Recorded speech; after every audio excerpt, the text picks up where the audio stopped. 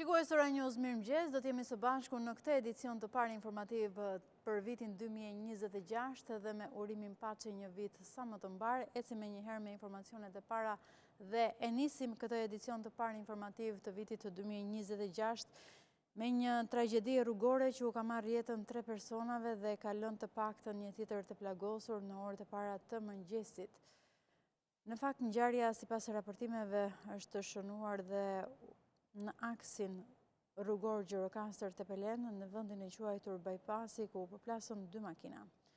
Burimet thonë se viktimat janë 3 djem që udhëtonin në 2 mjete ndërsa u plagos ka mbetur një vajzë e cila është sjell për trajtim mjekësor në Spitalin e Traumës në Tiranë.